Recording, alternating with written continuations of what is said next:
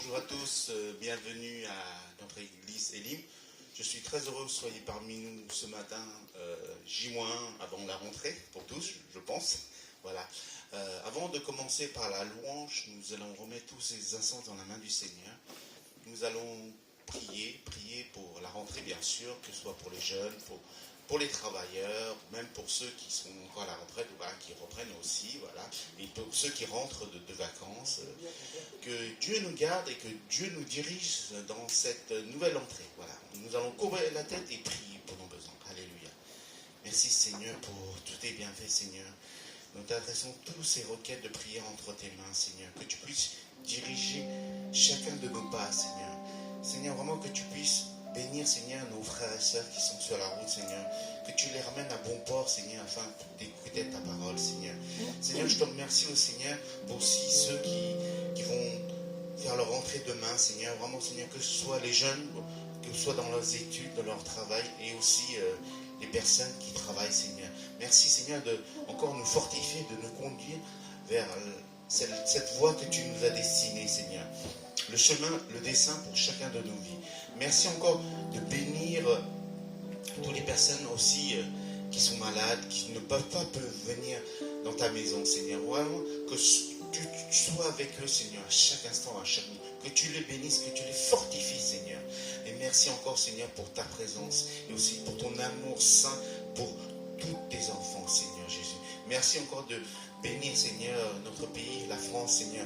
Tu vois que nous allons, au mois de septembre, passer par des choses assez un peu compliquées, Seigneur. Mais je sais que tu es là. Tu es là auprès de nous, Seigneur, pour nous soutenir, pour nous renforcer, Seigneur. Et pour nous donner cette espérance, cet avenir dont tu nous as promis dans ta parole, Seigneur. Merci encore, Seigneur Jésus. Sois loué, sois glorifié. Au nom de Seigneur Jésus-Christ. Amen. Je vais inviter le frère Jean-Pierre à nous mener dans la louange. Soyez bénis.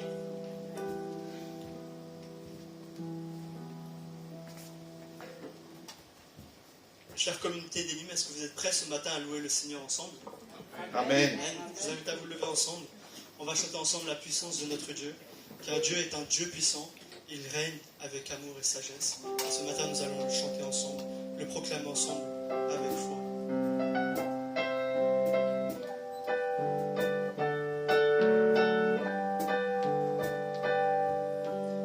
Dieu est un Dieu puissant, il règne de son saint lieu avec sagesse, amour. Oui, Dieu est un Dieu puissant, car Dieu est un Dieu puissant, il règne de son saint lieu avec sagesse, amour. Oui, Dieu est un Dieu puissant, car Dieu est un Dieu puissant, il règne de son saint lieu avec sagesse, amour. Oui, Dieu est un Dieu puissant, car Dieu est un Dieu puissant, il règne de son saint lieu avec sagesse, amour. Oui, Dieu est un Dieu puissant, car Dieu est un Dieu puissant, il règne de son saint lieu avec sagesse, amour. Oui, Dieu est un Dieu puissant, car Dieu est un Dieu puissant, il règne de son saint lieu avec sagesse, amour. Oui, Dieu est un Dieu puissant. Oui, Dieu est un Dieu puissant. Est-ce que vous croyez que Dieu est un Dieu puissant? Oui, amen. Est-ce que vous croyez que Dieu règne au-dessus de tout? Merci, Je vous invite à dire à votre voisin, Dieu est un Dieu puissant. Dieu est un Dieu puissant. Amen. Dieu est un Dieu puissant. Dieu est un Dieu puissant et c'est pour ça que nous le louons. C'est pour ça que nous l'adorons. Car il est puissant pour agir, puissant pour nous sauver. Et même dans nos difficultés, même lorsque nous sommes impuissants, si nous nous confions en Christ, si nous nous confions en Dieu, parce que nous savons que lui est puissant. Prenons ensemble ce chant, abrite-moi. Une prière pour tous ceux qui passent par des moments difficiles, pour ceux qui passent par des moments de détresse. Le Seigneur est notre forteresse, car il est puissant.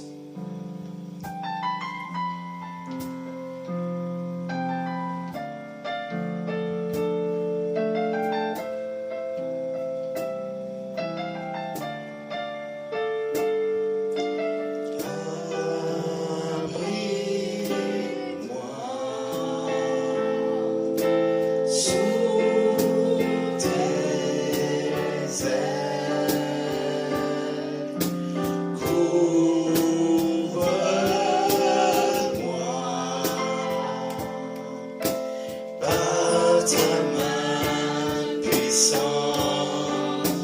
Même si les océans se déchaînent, je les traverserai avec toi. Père, tu domines les tempêtes. Je suis tranquille car tu es là. En Jésus seul. En Jésus seul, je me confie. Il me donne force, calme et puissance. Même si les océans se déchaînent, je les traverserai avec toi. Père, tu domines les tempêtes. Je suis tranquille car tu es là. Vous invitez à fermer les yeux ensemble et à remettre devant le Seigneur, à nous confier dans le Seigneur. Il est écrit en Jésus seul, je me confie. Et prendre ce temps ensemble de prier, déjà personnellement devant le Seigneur seul à seul. Car le Seigneur nous attend dans ce lieu secret pour le connaître et nous confier en lui. Et vous inviter à déposer vos fardeaux devant le Seigneur.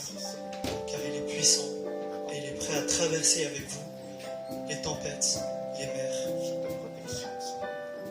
les tremblements de terre.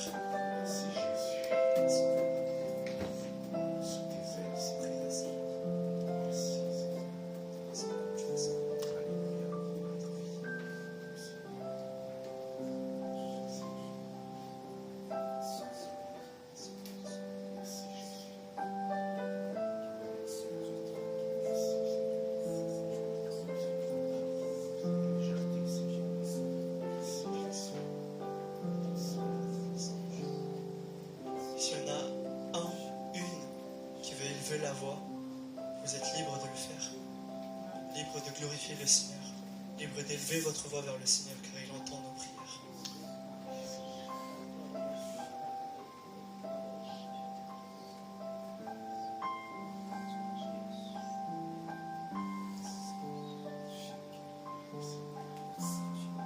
Seigneur, reçois mon adoration, reçois mes louanges en ce jour, Seigneur. Parce que toi seul en es digne.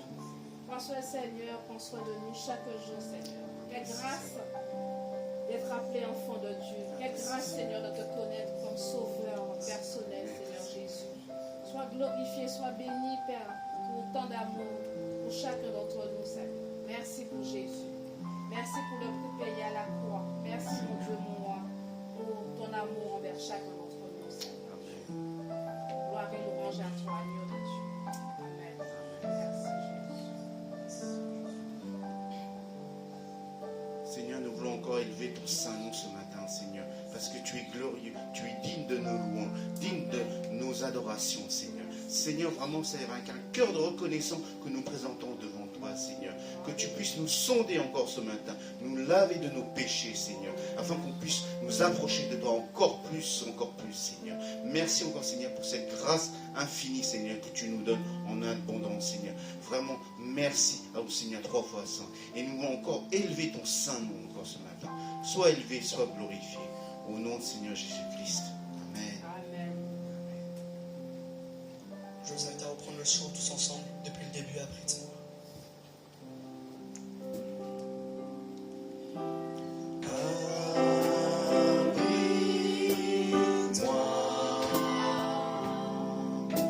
Sous tes ailes, Telle une prière, couvre-moi Seigneur de ta main. couvre-nous, Couvre-nous Seigneur de ta main puissante. par ta main puissante. Même si les océans se déchaînent, je les traverserai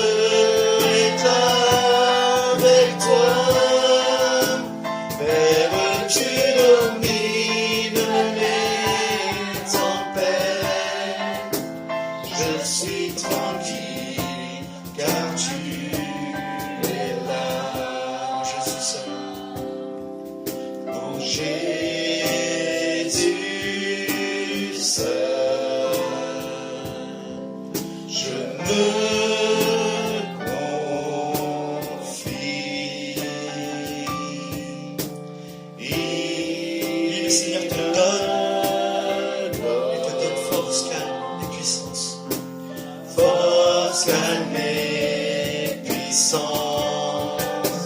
Même si les océans se déchaînent, je les traverserai avec toi. Père, tu domines les tempêtes. Je suis tranquille, Même si les océans se déchaînent, tu es là. Même si les océans se déchaînent, je les traverserai avec toi. Père, tu domines les tempêtes. Je suis tranquille, car tu es là. je suis tranquille. Je suis tranquille, car tu es là. Amen. Amen, Seigneur. Vous êtes tranquille, car Dieu est là. Amen. Dieu est là pour traverser les fleuves, les mers et les tempêtes avec vous. Merci, Seigneur. Il a dit, je ne te délaisserai pas, je ne t'abandonnerai pas. Merci, Seigneur. Et ce qu'il nous a donné, il nous invite aussi à le partager. Il nous invite à partager cet amour qui vient du ciel, cet amour qui est si profond, si élevé, qu'on ne peut pas toujours toucher, mais qu'on sait qu'il existe, parce que Jésus-Christ nous l'a prouvé en mourant à la croix pour nos péchés et en ressuscitant. Je vous invite à prendre ensemble ce chant, c'est un amour venant du ciel. Et si vous prenez avec ensemble, on a quelques petits mouvements que j'aimerais qu'on le fasse ensemble pour le partager. Et il y a un moment donné, il écrit « Car tu es là avec moi ». Ce chant, il est là pour bénir, pour nous rappeler l'amour de Dieu, mais aussi pour bénir nos frères et sœurs. Alors quand on fait « Car tu es là », je vous invite à vous tourner vers un frère ou une sœur, faire « Car tu es là avec moi ». Pour dire vraiment que l'amour du Seigneur, il est manifesté aussi par la présence de nos frères et sœurs.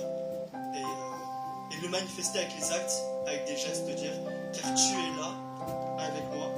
Et quand on fait des cœurs, plus au moment où on va parler de l'amour de Dieu, on va faire des cœurs. Vous pouvez le faire aussi, montrer un cœur à votre frère ou à votre soeur pour rappeler que Dieu l'aime et que nous aussi, en tant que corps, nous nous aimons et nous nous efforçons de nous aimer les uns les autres.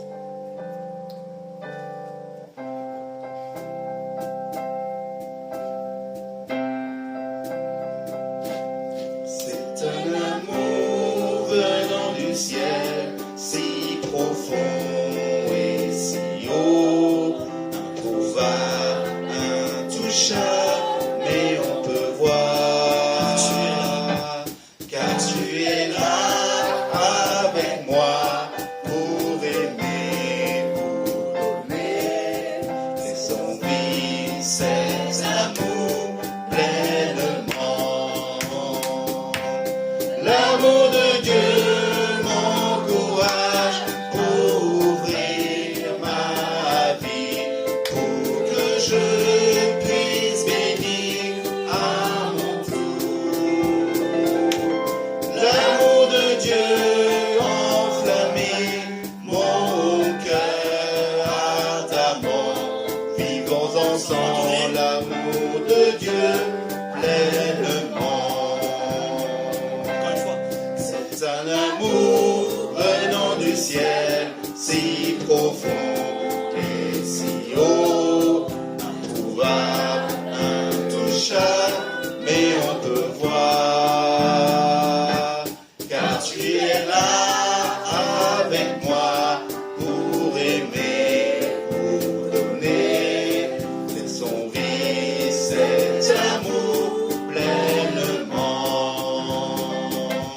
L'amour de Dieu m'encourage pour ouvrir ma vie, pour que je puisse bénir à mon tour. L'amour de Dieu enflammé mon cœur ardemment. Vivons ensemble l'amour de Dieu pleinement. L'amour de Dieu. L'amour de Dieu m'encourage pour ouvrir ma vie, pour que je puisse bénir à mon tout. L'amour de Dieu enflammé mon cœur ardemment. Vivons ensemble l'amour de Dieu pleinement. Vivons ensemble. Vivons ensemble l'amour de Dieu pleinement. J'invite à faire un cœur à votre voisin, à votre voisine, pour rappeler à tous que Dieu nous aime, Dieu t'aime, Alléluia. que nous sommes l'église de Dieu parce que Dieu nous a aimés le premier. Je vous invite à prier ensemble. Oui Seigneur, merci pour ton amour. Merci parce que c'est par amour que tu t'es dépouillé de toute richesse du ciel pour venir sur la terre. C'est par amour Seigneur que tu as donné ta vie Seigneur. Personne ne te l'a prise. Mais c'est toi qui l'as donnée Seigneur en rançon pour nos péchés. Parce que tu avais vu Seigneur la joie que c'était de nous avoir réunis tous ensemble dans une même famille. La famille de Dieu, la famille du Christ, la famille du Saint-Esprit. Et merci Seigneur pour mon frère, pour ma soeur, pour mon ami, pour ceux qui nous visitent, pour ceux qui nous regardent Seigneur à travers la rediffusion. Parce que tu nous as tous amenés Seigneur ici, pas par hasard, mais par amour Seigneur. Et tu es puissant Seigneur pour agir dans nos vies. Tu es puissant Seigneur. Même lorsque nous sommes faibles Seigneur, tu restes puissant. Et Seigneur, je te prie que tu nous attires à toi, que tu nous rappelles ta puissance et ton amour, pour que nous puissions nous confier en toi Seigneur. Ne pas abandonner Seigneur, dans la détresse, dans l'épreuve, mais nous confier en toi pleinement Seigneur. Et nous réjouir de ce que tu fais dans notre vie, ce que tu fais dans la vie de notre frère, la vie de ma sœur, la vie de la communauté de l'île, Seigneur. Merci, Seigneur, pour tout ce que tu fais. Et nous voulons, Seigneur, répondre à cet amour avec des chants de joie, des chants de reconnaissance, te louer, t'exalter et te glorifier. Et nous voulons prendre aussi également ce temps ce matin pour nous mettre à l'écoute de ta parole, Seigneur. Recevoir cette parole que tu as pour chacun d'entre nous ce matin. Et je prie, Seigneur, que ce soit une parole qui vienne transformer de nouveau notre vie, renouveler notre vie, Seigneur, pour que nous repartions ce matin, pas comme nous sommes arrivés, Seigneur. Merci, Seigneur, pour le pasteur David, Seigneur. Merci, Seigneur, pour pasteur Cathy aussi, Seigneur. Et nous voulons remettre ce temps entre tes mains dans le nom de Jésus-Christ. Amen. Amen.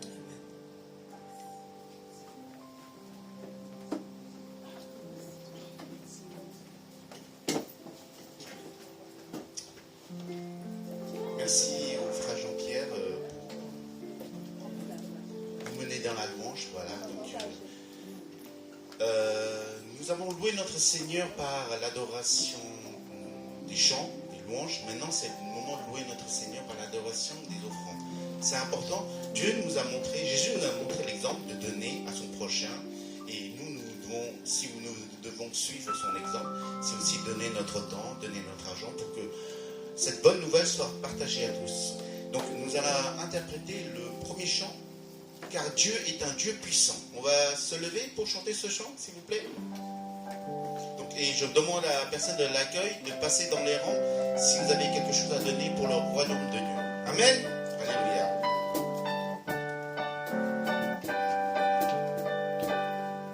Car Dieu est un Dieu puissant, il règne de son saint lieu avec sagesse, amour. Oui, Dieu est un Dieu puissant, car Dieu est un Dieu puissant, il règne de son saint lieu avec sagesse, amour. Oui, Dieu est un Dieu puissant, car Dieu est un Dieu puissant, il règne de son saint lieu avec sagesse, amour. Oui, Dieu est un Dieu puissant, car Dieu est un Dieu puissant, il règne de son saint lieu avec sagesse, amour. Oui, Dieu est un Dieu puissant.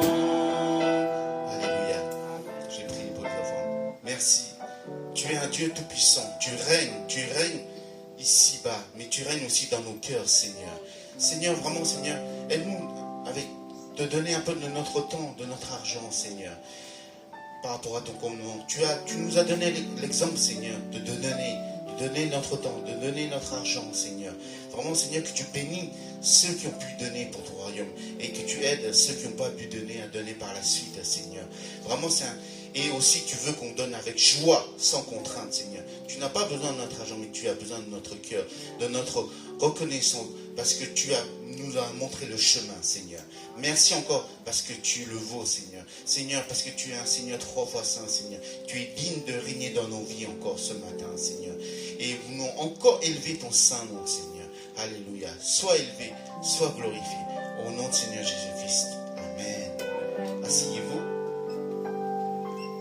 Bienvenue à tous. Nous sommes une église des nations, Elim. Donc notre devise, c'est toujours aimer Dieu, aimer la famille de Dieu et servir les autres. Donc au mois de septembre, donc c'est demain, nous allons reprendre nos rendez-vous habituels. Donc voilà, la semaine de la rentrée, la Elim. La première semaine, donc il y a toujours le mercredi de chaque mois la réunion inter-église à 19h en présentiel uniquement. Voilà, donc vous êtes cordialement invités à y participer selon votre temps. Voilà. Donc priez pour Paris. Voilà, donc c'est de 19h à 20h30 et il y aura un petit goûter à 18h30. Donc c'est le mercredi 3 septembre, voilà. Donc vous avez toutes les informations. Qui viennent, j'invite tous qui se réunissent ensemble avec d'autres églises de Paris et d'autres pasteurs de Paris aussi. On peut prier pour la France, pour Paris. Voilà, et retournez dans le diapo avant. Voilà. Et en fait, à cause de cette réunion de prière, le première semaine, donc on n'aura pas de Zoom le vendredi. On aura uniquement le mercredi prière pendant la première semaine, pas de vendredi prier ce Zoom. Parce que c'est pour encourager tout le monde qui puisse venir ici au moins peut-être une fois par mois en présentiel. Par contre, le deuxième, troisième et le quatrième semaine, vendredi à 19h, il y aura la réunion de prière ici en présentiel et sur Zoom. Donc on reprend les... On reprend d'habitude, comme d'habitude, mais la première semaine, c'est toujours exceptionnel. Il y a uniquement la prière présentielle le mercredi. Et aussi on va reprendre aussi l'étude comme avant les vacances. Donc comme on a fini le livre Éphésiens, nous allons entamer le livre de Marc. Donc tous les deuxième et quatrième semaines de chaque dimanche. Donc voilà, donc vous êtes un peu prévenus. Voilà, nous allons étudier Marc. Voilà. Pour le parcours cette année, on a étudié l'évangile de Marc. Donc on aura des programmes qui vont sortir progressivement. Ça va commencer peut-être en octobre. D'abord, on aura des réunions des responsables, des leaders pour exposer le livre. Voilà, donc Cathy a bien précisé. J'aimerais demander s'il y a des personnes dans la salle qui sont là pour la première fois, qui puissent se présenter. Voilà, votre frère, voilà, tu peux te présenter, ton nom, voilà, juste ton nom. Michel Anderson, le nom complet. Michel. Anderson. Sois bienvenu. On applaudit Michel Anderson. Bienvenue à notre église. Voilà, donc si tu n'as pas d'église propre, voilà, tu es le bienvenu à notre église Elim. Voilà, sois le bienvenu. Et tu habites dans le quartier ou... J'habite dans le 11e arrondissement. D'accord, ok. Et tu nous as trouvé comment? Internet. Sur Internet, voilà. Non, Internet sert quand même. Et maintenant, je ne sais pas si vous avez regardé notre site Internet. Nous avons un nouveau site Internet. Non? Pour ceux qui ont regardé? Oui. Oui, voilà. Donc, voilà. Donc, bienvenue à toi. Bienvenue. Donc, aujourd'hui, nous avons un prédicateur spécial, comme on dit, voilà, il va nous apporter la parole du Seigneur. Et c'est le pasteur David. Donc, c'est le mari de la sœur Hélène, notre stagiaire. Voilà. Donc, il va se présenter un peu mieux que moi, parce que je ne suis pas, lui. On l'applaudit?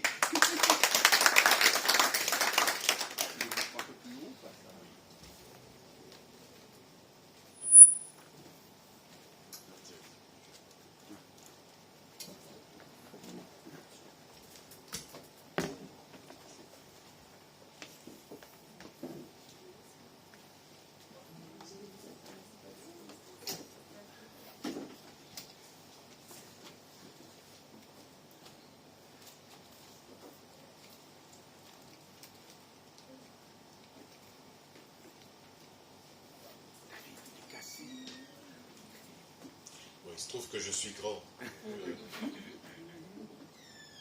tout cas, plus que la moyenne des personnes. Alors, bonjour à vous. Bonjour.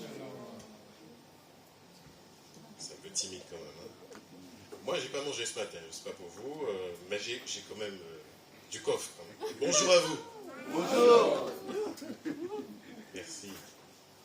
Mais c'est un plaisir pour moi d'être parmi vous, accompagnant mon épouse dans son parcours de formation aussi. Et merci pour l'invitation à la prédication. Alors, nous sommes une petite famille de 4 personnes, donc je suis mari d'une seule femme. Avec 2 filles, Lindy et Jessie. Donc moi c'est David, mon épouse Hélène, nos filles Lindy et Jessie.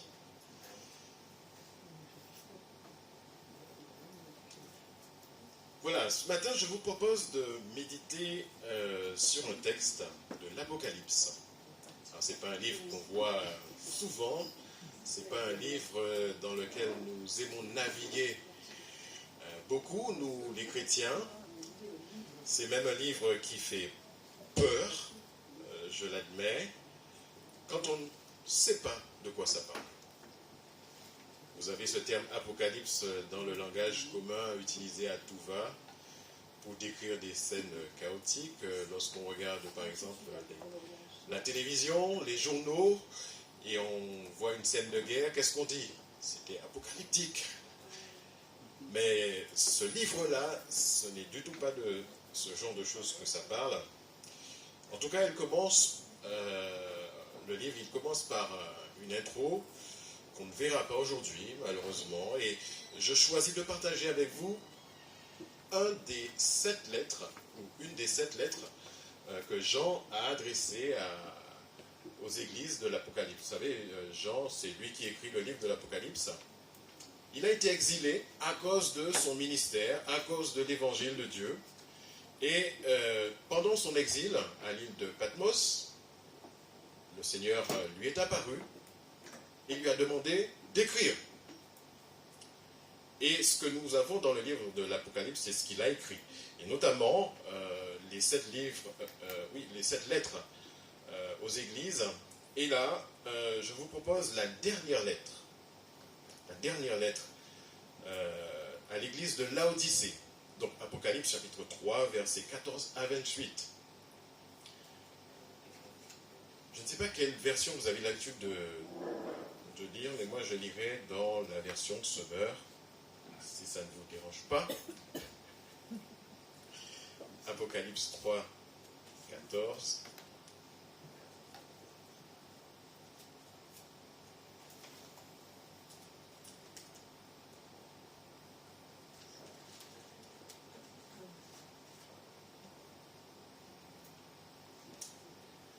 « 3,14 jusqu'à 22.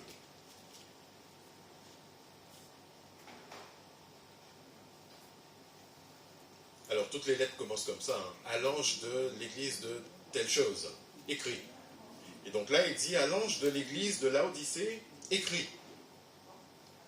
Voici ce que dit celui qui s'appelle Amen, le témoin digne de foi et de vérité, celui qui a présidé à toute la création de Dieu. Je connais ta conduite et je sais que tu n'es ni froid, ni bouillant. Ah, si seulement tu étais froid ou bouillant. Mais puisque tu es tiède, puisque tu n'es ni froid ni bouillant, je vais te vomir de ma bouche. Tu dis, je suis riche, j'ai amassé des trésors, je n'ai besoin de rien, et tu ne te rends pas compte que tu es misérable, pitoyable, que tu es pauvre, aveugle et nu. C'est pourquoi je te donne un conseil. Achète chez moi de l'or purifié au feu pour devenir réellement riche. Des vêtements blancs pour te couvrir afin qu'on ne voit pas ta honteuse nudité. Et un collier pour soigner tes yeux afin que tu puisses voir clair. Moi, ceux que j'aime, je les reprends et je les corrige. Fais donc preuve de zèle. et change. Voici, je me tiens devant la porte et je frappe. Si quelqu'un entend ma voix et ouvre la porte, j'entrerai chez lui et je dînerai avec lui et lui avec moi. Le vainqueur, je le ferai siéger avec moi sur son trône, comme moi-même, je suis allé siéger avec mon Père sur son trône, après avoir remporté la victoire. Que celui qui a des oreilles écoute ce que l'Esprit dit aux églises. Amen.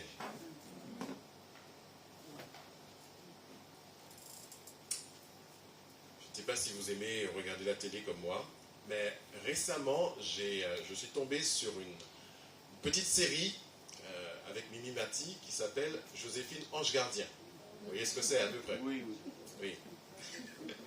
Et dans cet épisode, vous savez, Joséphine Ange Gardien, elle vient au secours de personnes qui sont en difficulté. Et avec un claquement de doigts, elle arrive à régler un certain nombre de problèmes. Bon, dans la vraie vie, ça ne se passe pas comme ça. Mais voilà, c'est une série.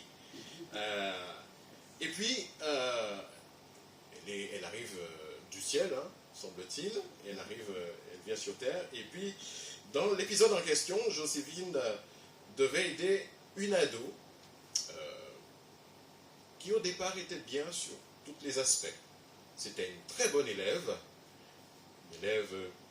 première de sa classe, aimant lire, écrire, avait de belles espérances pour le futur.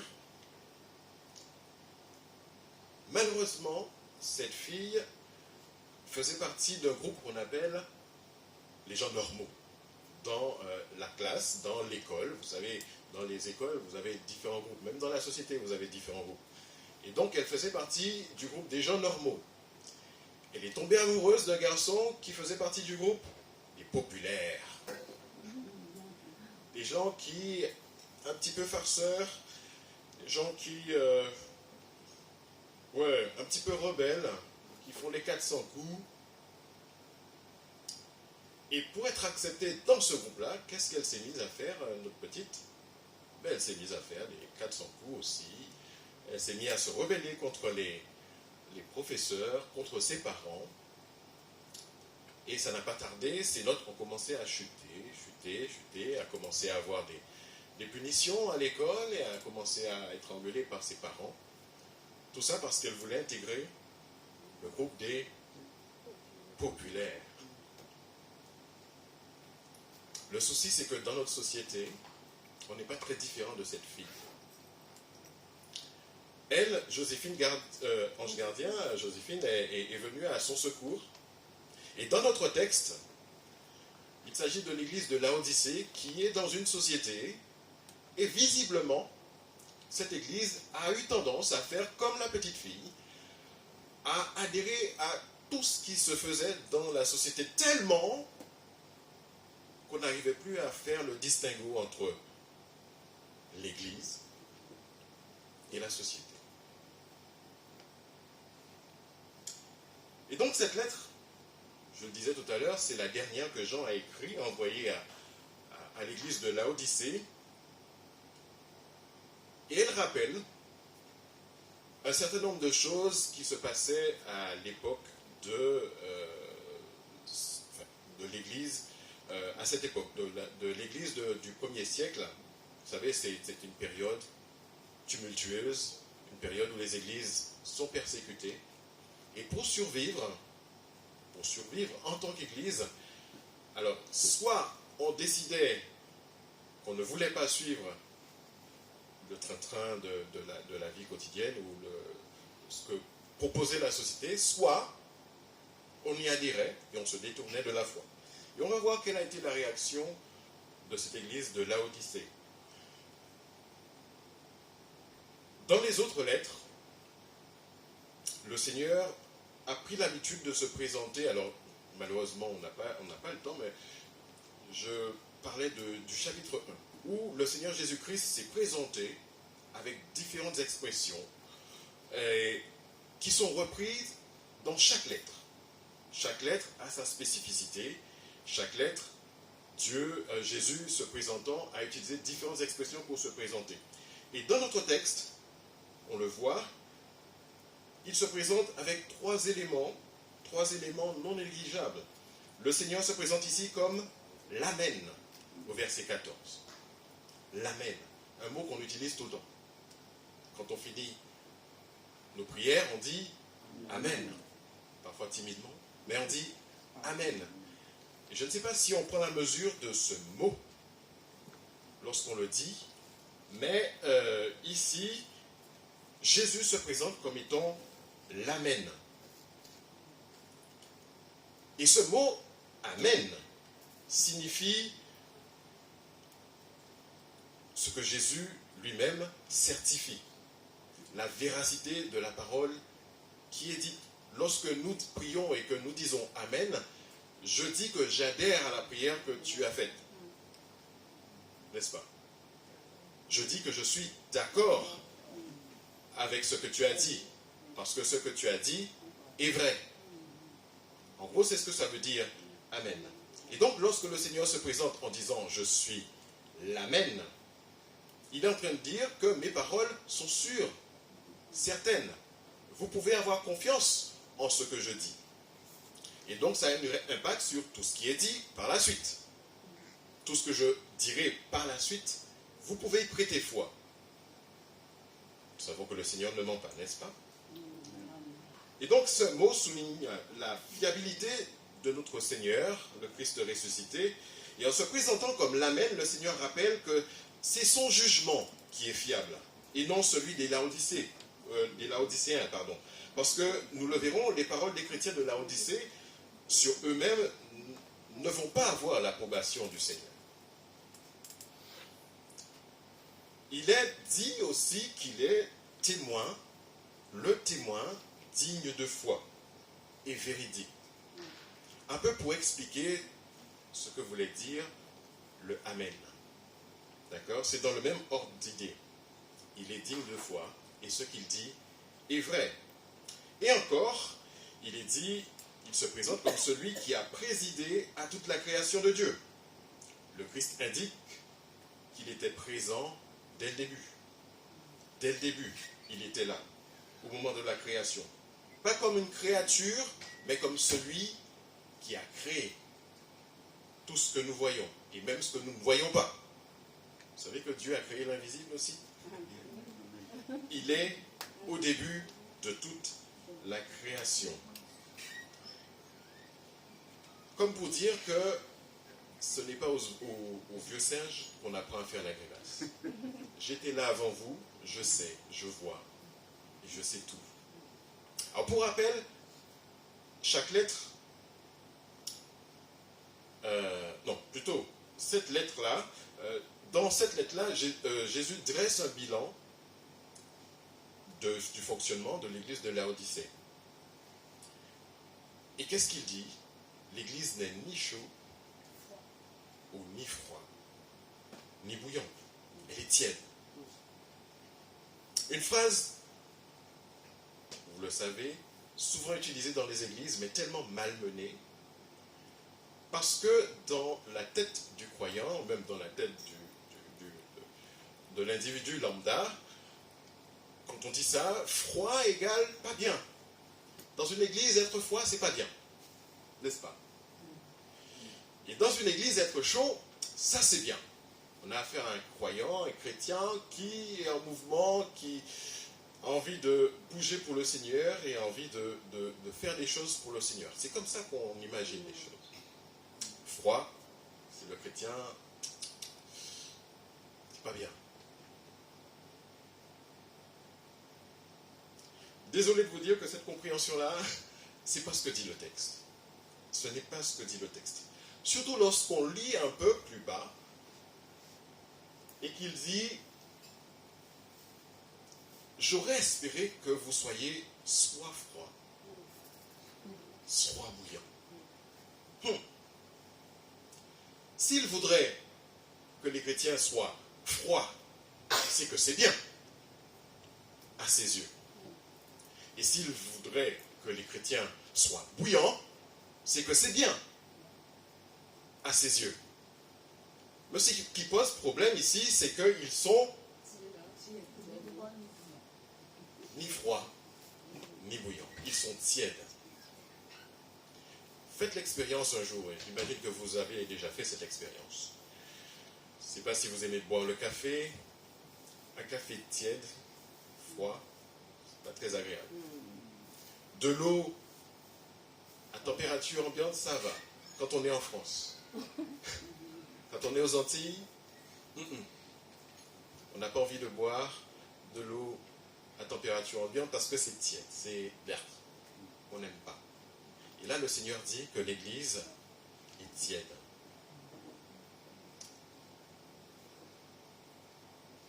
Il faut savoir, et je vous invite à adopter cette attitude, lorsque vous voulez interpréter un texte, visualisez le contexte du texte.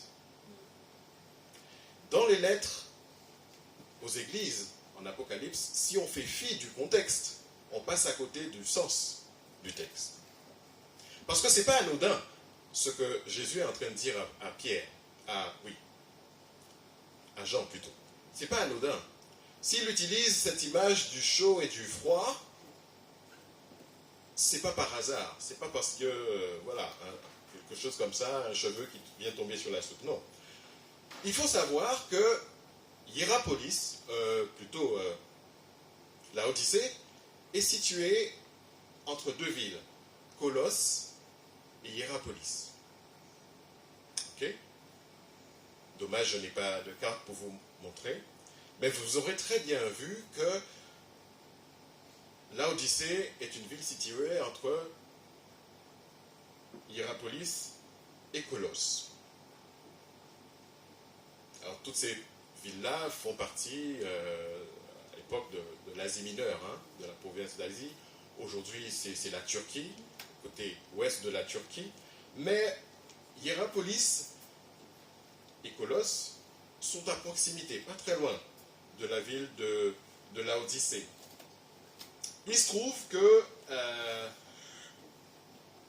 Laodicée se situait dans la province romaine d'Asie, dans la vallée du Lycos, tout comme Hiérapolis d'ailleurs, qui se trouvait à 10 km plus au nord de Laodicée. Et Colosse qui se trouvait un peu plus loin au sud-est, pas très loin non plus. Et profitant de la paix romaine, vous savez, on avait une paix relative là, dans l'Empire romain à l'époque. Donc profitant de cette paix, la ville était devenue très riche. Une ville commerciale, une ville un peu carrefour. Donc très riche en ressources naturelles. Mais il y a une ressource que la ville n'avait pas. C'est l'eau.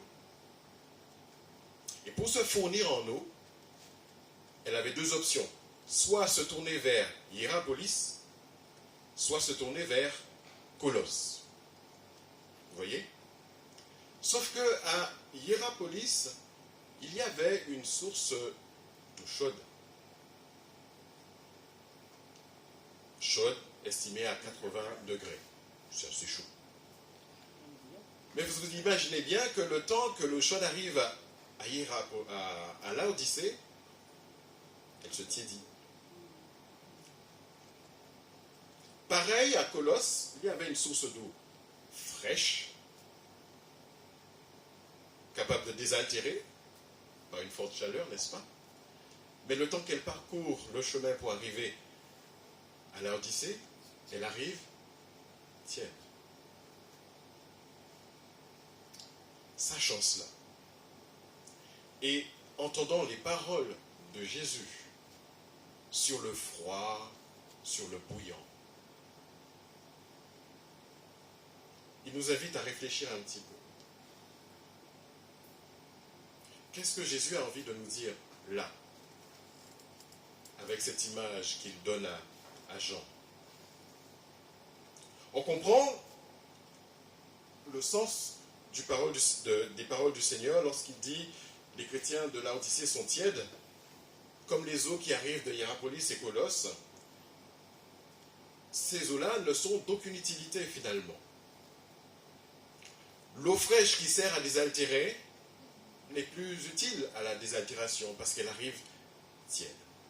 L'eau chaude qui pourrait servir, et l'eau chaude qui arrive à apparemment, c'était une eau thermale, une eau capable de prodiguer des soins. Mais quand elle arrive, elle est tiède, elle ne sert plus à rien. Et donc là, le Seigneur est en train de dire à l'église de Laodicée, en fait, vous êtes une église au milieu d'une ville païenne, mais vous ne servez à rien. Vous ne servez à rien. Et ça, c'est dur pour une église à entendre. Et parfois, vous avez des chrétiens qui ont l'impression de se montrer fidèles dans les églises, qui sont dynamiques et tout, qui font des choses, et de s'entendre dire que, en fait, tu n'as aucun impact. C'est dur. Moi, j'aimerais pas recevoir une de ces lettres à mon église, de la part du Seigneur. Je n'aimerais pas. Pourtant, l'église ne vit aucune hérésie n'est dénoncée dans la lettre. Hein. Aucune faute morale, aucune faute grave. Mais pour le Seigneur, l'église apparaît sans caractère. Elle n'est ni froide, ni bouillante. On ne trouve chez elle ni défense de la vérité, ni amour, ni œuvre, ni service, ni souffrance pour le Seigneur. Elle est molle comme église, sans elle, nous dit le verset 19. Elle est inutile aux yeux du Seigneur, malgré tout ce qu'elle pourrait faire. Alors,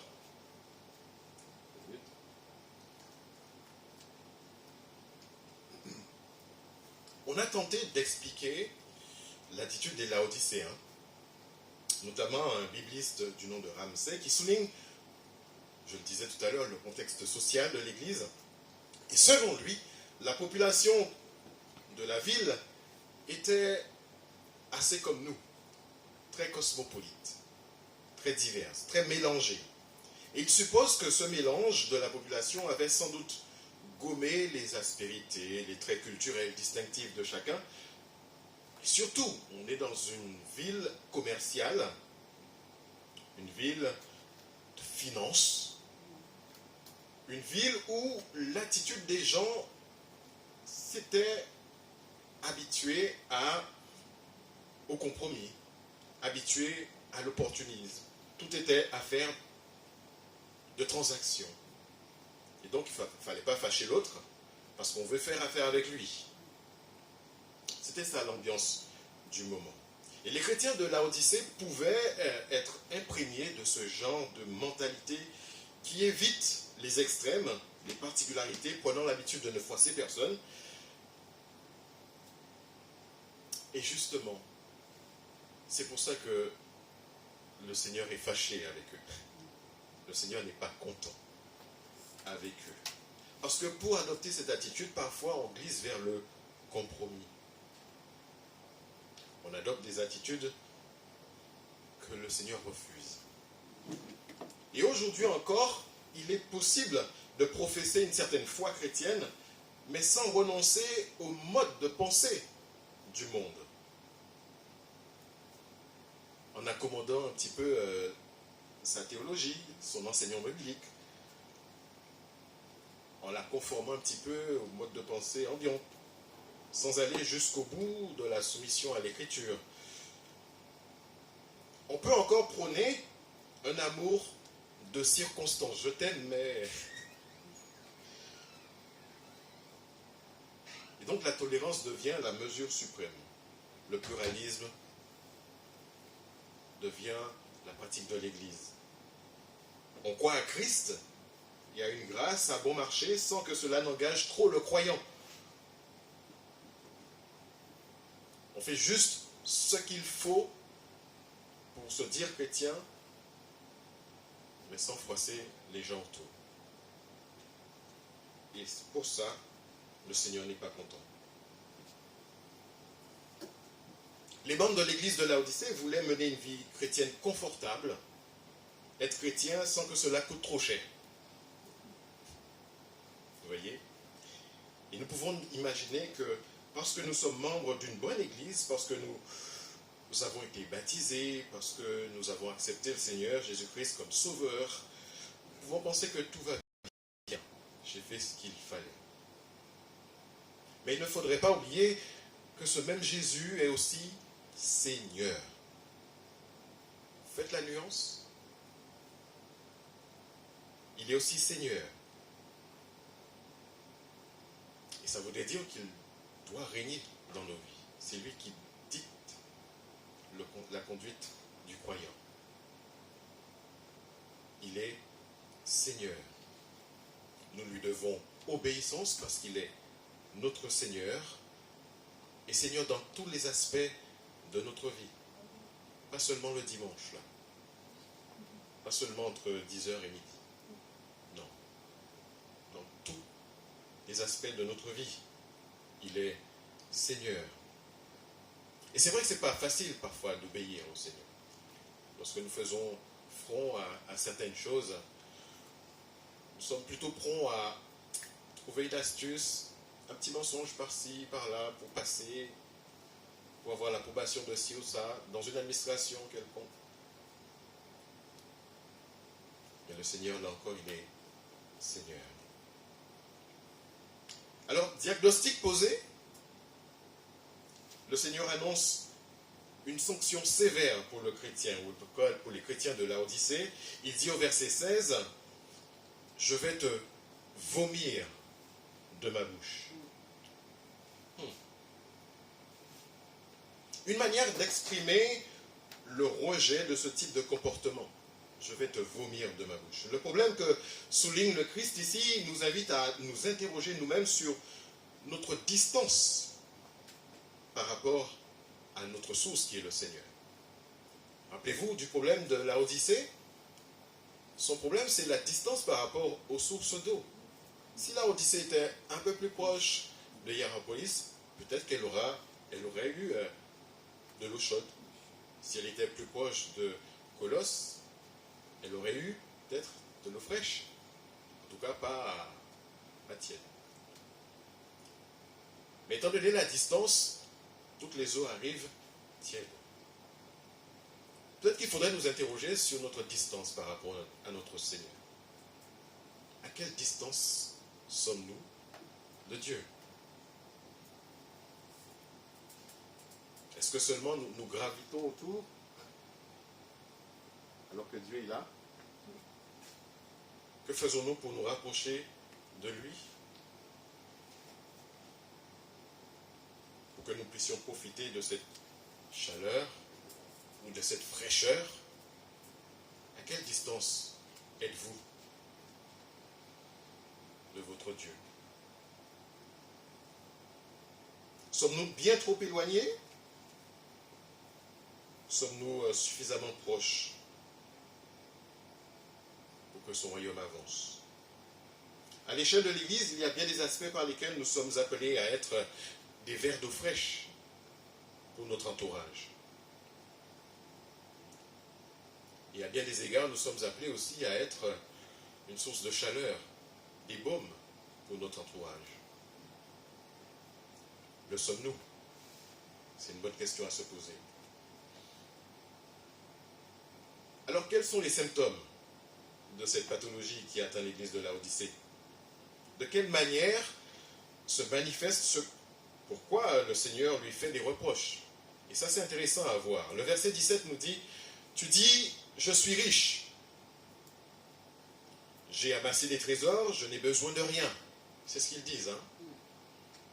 Des expressions qui soulignent l'autosuffisance de l'église de Laodicée. Les chrétiens devaient être fortunés et tenaient le même discours que les gens ou les concitoyens, leurs concitoyens. Mais le Seigneur continue. Et tu ne te rends pas compte que tu es misérable et pitoyable, que tu es pauvre, aveugle et nu. Wow. Quelle différence d'appréciation de la situation. Rappelez-vous, on a dit qu'il s'est présenté comme étant l'Amen. C'est ce qu'il dit qui est vrai. Alors oui, quel coup de massue pour cette église. On le voit clairement, le Christ porte un regard complètement différent de celui qu'a l'église de Laodicée sur sa situation. Et le moins qu'on puisse dire, c'est la douche froide. Le Christ ressuscité vient d'affirmer le contraire de tout ce qu'il pensait être. Tout le contraire même. Là où les Laodicéens voient de la richesse, le Christ voit de la misère, de la pauvreté. Là où il se voit porter des vêtements raffinés, le Christ voit de la nudité.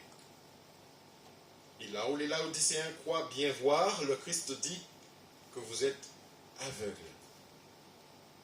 En réalité, la vision qu'avait l'église de Laodicée s'est confondue avec la perspective ou la perception qu'avaient les gens de leur temps. Vous savez, quand on ne fait pas de vagues dans une société, pour la société, on est bien. Ces gens-là, ils sont bien, ils sont gentils, on les entend à peine. On les voit, on est bien. Tant qu'on ne se gêne pas, on est bien. Nous l'avons vu, la ville de Laodicée était un centre financier très important. Elle était à la croisée des chemins entre Éphèse, Hiérapolis, Colosse et d'autres villes encore. Et ce qui faisait de Laodicée une ville, je l'ai dit, très riche. Elle était si riche que lorsqu'elle a essuyé le terrible tremblement de terre en 60 avant Jésus-Christ, elle a renvoyé, vous savez, dans l'Empire romain à l'époque était important. Et lorsque une de ces villes était sinistrée par un désastre naturel, elle envoyait des sous pour la reconstruction. Eh bien, Laodicée, essuyant un tremblement de terre, la ville était démontée, elle a renvoyé l'argent à Rome en disant que nous pouvons nous assumer nous-mêmes, nous allons reconstruire, nous avons les moyens. Pour dire à quel point cette ville était riche. En tout cas, cet orgueil et cette autosuffisance apparemment avaient déteint sur les membres de l'église de Laodicée. À tel point qu'ils ne voyaient plus le besoin de la grâce divine elle-même. Au fond, ils se trouvaient bien comme ils étaient et considéraient que le Seigneur avait bien de la chance de les avoir dans son royaume. Vous savez, on est un peu comme ça. Heureusement que je suis là. Pensons-nous parfois. Ou alors, si je ne suis pas là, rien ne se fait. Vous savez que le Seigneur n'a pas besoin de vous? En tout cas, aucun de nous. Il sait gérer, lui. Ce genre d'attitude signe l'arrêt de mort d'une église. Et parler ainsi, c'est prononcer une condamnation à mort sur soi-même. L'autosuffisance. Je n'ai besoin de personne. En tout cas, c'est l'attitude des personnes qui ne se reposent pas sur Dieu, qui ne voient pas la nécessité de faire appel à lui. Eh oui, pourquoi le solliciter si je n'ai besoin de rien? Si je suis riche, si je peux me débrouiller. Et certaines de nos églises fonctionnent ainsi. Nous sommes capables. Nous avons tous les dons chez nous. On n'a pas besoin des autres églises. Autre chose au sujet de l'église de Laodicée. L'histoire mentionne l'existence de ce qu'on appelle des guildes. Je ne sais pas si vous connaissez ce terme-là, les guildes. Les guildes étaient des sortes de coopératives qui regroupaient le plus souvent des artisans et des marchands de même secteur d'activité. Vous savez, c'est comme un syndicat, plutôt une coopérative, disons, coopérative, qui regroupe même métier. Et dans tout l'Asie mineure, ces coopératives avaient un fort pouvoir, un pouvoir tel qu'elles mettaient la pression sur les chrétiens pour qu'ils s'associent à eux, faute de quoi les chrétiens ne travailleraient pas. Et Ça aussi, ça faisait partie de la persécution que vivaient les chrétiens à cette époque. Si vous ne faites pas partie de la coopération ou de la coopérative, vous ne travaillez pas. Si vous ne travaillez pas, vous ne pouvez pas manger, vous ne pouvez pas subvenir aux besoins de votre famille. Et donc la tentation, c'était quoi pour le chrétien? Soit je m'associe à la guilde et je mange, soit je ne m'associe pas à la guilde et je meurs de faim. C'était ça leur option.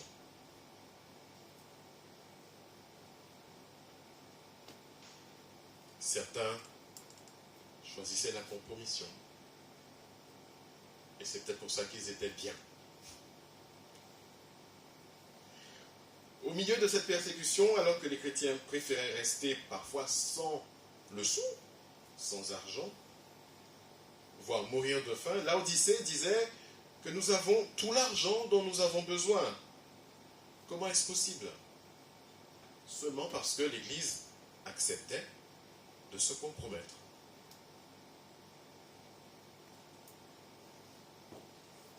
Et donc face à tout cela, le Seigneur dit à l'Église de Laodicée, tu ne te rends pas compte que tu es misérable et pitoyable, que tu es pauvre. Un jugement sévère, c'est vrai.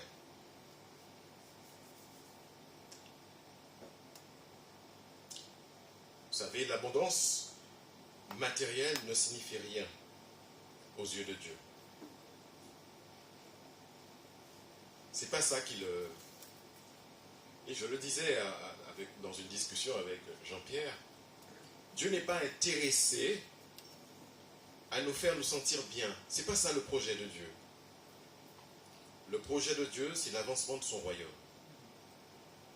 Dieu n'est pas intéressé à nous rendre riches.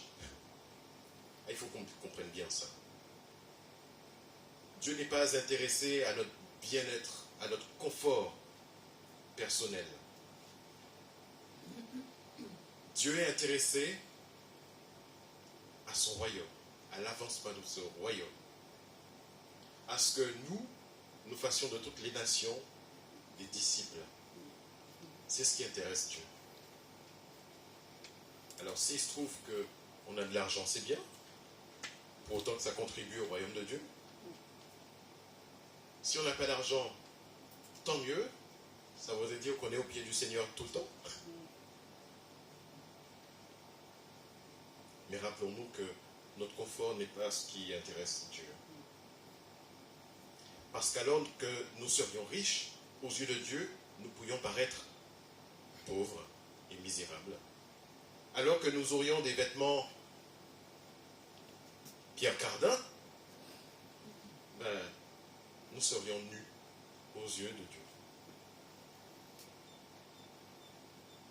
Et vous savez quoi? À Laodicée, il y avait une manufacture de vêtements, une manufacture de tissus, assez paradoxalement. Et pourtant, le Seigneur pose un jugement. Vous êtes nus. Vous êtes nus. Et donc le texte nous invite à nous interroger sur la lecture que nous faisons sur notre situation propre. Est-ce que nous avons le même regard sur nous que le Seigneur?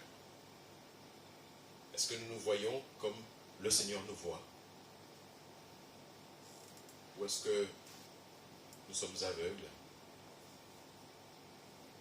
sur notre nudité, sur notre aveuglement? Quelle solution à ce mal propose Jésus? Parce qu'il est possible, vous savez, et c'est ça la grâce de Dieu. Il est toujours possible pour le croyant, pour l'enfant de Dieu, de sortir de sa situation de misère, de pauvreté, d'aveuglement. Le Seigneur propose toujours une solution. Et verset 18, il le mentionne. Je te conseille d'acheter de moi de l'or éprouvé par le feu, afin que tu deviennes riche. Là encore, il faut se méfier. On parle d'or ici, mais ce n'est pas l'or, le métaux jaune. Deux éléments nous interpellent dans ce verset 18. D'abord, le fait que le Christ s'adresse à l'Église par le biais d'un conseil. Je te conseille, il dit. Le Seigneur. N'aurait-il pas le droit d'imposer ce qu'il veut à une Église, à son Église, puisqu'il est le chef de l'Église? Et là, il dit, je te conseille. Et donc, par rapport à ça, plusieurs commentateurs, ils discernent une manière pour le Christ de laisser l'Église à sa liberté. Ou peut-être aussi une manière de montrer à l'Église, ou montrer que l'Église de Laodicée ne lui permet pas d'exercer toute sa seigneurie au milieu d'eux. Ou encore, c'est une manière ironique d'imiter la manière de faire des Laodicéens. On ne tranche pas, on n'impose pas, on conseille tout simplement. Vous savez, aujourd'hui, nous chrétiens, on a du mal avec ça. On a du mal à froisser les uns les autres. Si je lui dis que ce qu'il fait n'est pas bon, il va se fâcher contre moi. Pourtant, la Bible m'autorise à te dire que ce que tu fais n'est pas bien. Après, tout dépend de comment je formule les choses. Et si c'est pas bien, c'est pas bien, je suis désolé. Et ce verset étonne même par le contenu du conseil que le Seigneur donne. Alors que je viens de vous dire que la ville était un centre financier, qu'elle avait de l'or, de l'argent, qu'elle était riche, n'ayant besoin de personne selon elle, Et voilà que lui, le Seigneur, conseille d'acheter de lui de l'or éprouvé par le feu.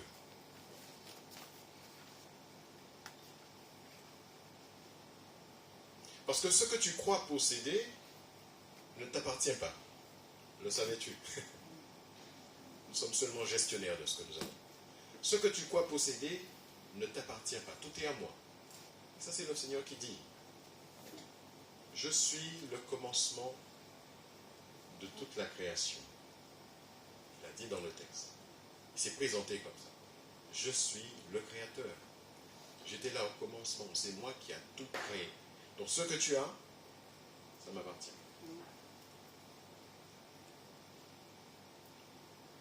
Et donc, si tu veux vraiment être riche, achète de moi de l'or éprouvé par le feu. Achète de moi ce qui n'est pas éphémère, ce qui sera pour toi un véritable trésor. En réalité, ce que le Seigneur visait dans la lettre, c'est la situation spirituelle de l'Église. Leur foi était défaillante parce que c'était une Église qui faisait tout pour ne pas faire de vagues dans la société à laquelle elle appartenait. Achetez de moi de l'or. Elle faisait tout pour éviter les épreuves. Comme par exemple le fait pour les membres de gagner leur vie honnêtement en n'imitant pas les pratiques malhonnêtes des concitoyens. Or, l'apôtre Pierre le dit dans l'épître de 1 Pierre, chapitre 1, verset 6, « Toutes les épreuves que nous traversons sur terre ne sont que pour un petit moment. Mais les épreuves sont là pour éprouver notre foi. Si nous traversons des difficultés financières, dites-vous bien que ça sert aussi à fortifier notre foi. C'est bien de parler après l'Église avec les fidèles.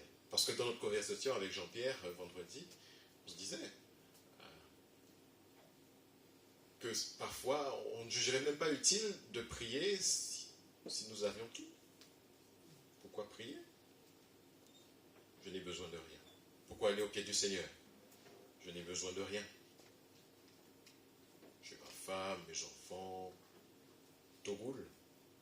J'ai ma voiture, j'ai un boulot, j'ai mon chien, mon petit chat.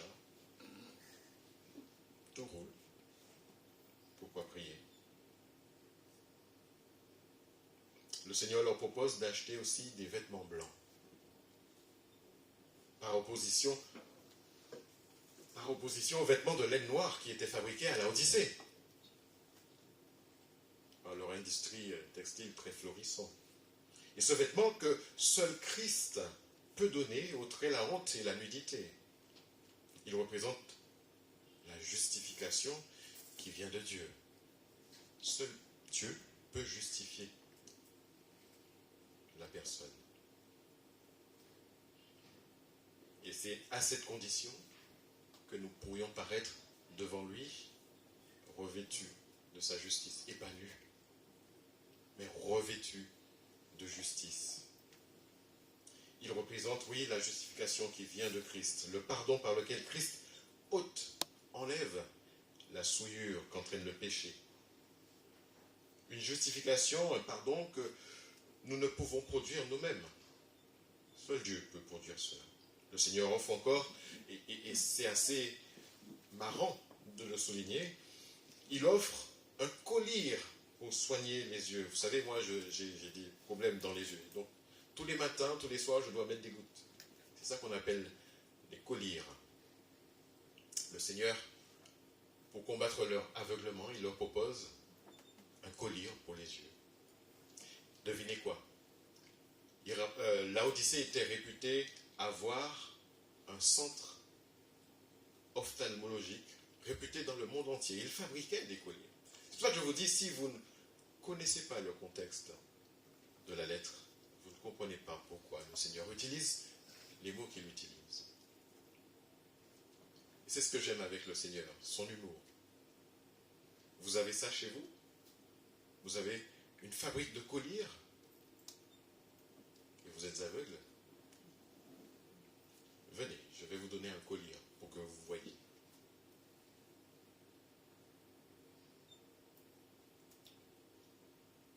On peut être content de l'image que l'on a de soi-même, pincé d'orgueil spirituel parfois, qui, avouons-le, nous atteint ne serait-ce qu'à petite dose, parce que nous sommes dans les églises. Et si nous considérons au contraire que ce que le Seigneur attend de nous plutôt, et l'exemple qu'il a laissé, nous sommes loin d'être à la hauteur de ce qu'il attend de nous. Si on se sent arrivé, c'est qu'on n'a pas encore compris la profondeur ou l'étendue du péché dans notre vie.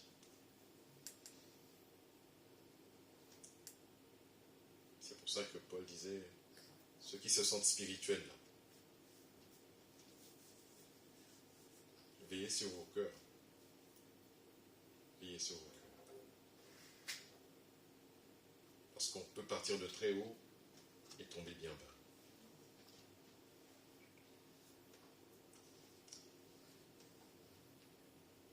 Alors ce rejet du Christ peut paraître sévère, je le disais. Mais on le voit, le verset 19, cette apparente sévérité du Christ est une marque de son amour envers nous, envers son Église. Puisqu'il dit, ceux que j'aime, je les reprends et je les corrige. Quel merveilleux Seigneur que nous avons. Il veut nous corriger, parce qu'il veut notre bien. Et en dépit de leur comportement à cette Église, le Christ aime son Église. Il aime l'Église de Laodicée. Il aime cette Église. Il aime toutes ces Églises parce qu'il en est le chef. Et ce qu'il veut, c'est qu'elle reconsidère la voie dans laquelle elle s'est engagée. Qu'elle se repente, qu'elle revienne à lui. Et comment faire ça? En quoi faisant? Eh bien, en faisant preuve de zèle. C'est ce qu'il dit. Soyez zélés. Pas soyez actifs. Il ne faut pas confondre les deux, si vous voulez. Mais soyez zélés pour le Seigneur. C'est ce qui manquait à cette communauté de Laodicée. Il leur manquait d'être zélés pour le Seigneur, de faire tous leurs efforts pour se conformer à la volonté de Dieu et à son enseignement. Soyez zélés pour le Seigneur. Le Seigneur offre toujours la possibilité de revenir à lui. Tant que nous vivons, il n'est pas trop tard pour éviter la sanction, le rejet. Et donc la question est, sommes-nous zélés pour le Seigneur? Sommes-nous zélés pour le Christ? Sommes-nous zélés pour progresser dans la connaissance de sa parole? Pour témoigner de plus d'assiduité dans la prière, par exemple? Sommes-nous zélés pour régler tel ou tel problème dans notre vie? tel ou tel vice caché, telle ou telle addiction. Sommes-nous ailés pour vivre en chrétien dans un monde corrompu et hostile à toute démonstration de foi? En résumé, sommes-nous ailés pour vivre en chrétien? Autrement qu'en participant au culte du dimanche matin, par exemple. Donc là, le Seigneur appelle à un vrai changement. Changer. Il nous appelle à nous tourner vers lui. Changez, soyez ailés, changez. Il dit au verset 20 qu'il se tient à la porte et qu'il frappe. Vous voyez, il ne force pas l'entrée. Il ne s'impose pas, le Seigneur. Il frappe. Il se tient à la porte et il frappe. Dans cette communauté, il était particulièrement important que les membres de l'Église se responsabilisent. Et ça, c'est important dans une Église. Se responsabiliser. Il est important de les amener à dire ce qu'ils voulaient au fond et à prendre position clairement. Puisque c'est ce qui leur manquait le plus, selon Jésus. Et donc ici, l'appel est individuel. Si quelqu'un entend, c'est à chacun de recevoir le Christ. L'Église ne peut pas le faire pour les membres, c'est à chacun de recevoir. Et en plus, l'appel est assorti d'une promesse. J'entrerai. Si on lui ouvre, j'entrerai. Le Seigneur nous assure que sa grâce est encore accessible. Le salut est encore disponible à celui qui l'accueille avec confiance. Si vous ouvrez, j'entrerai. Je dînerai avec vous, vous dînerez avec moi. Et nous serons en communion. Que Dieu bénisse sa parole. Amen. Je vous invite à un temps de réflexion, quelques instants, et puis je passerai la main à Jean-Pierre.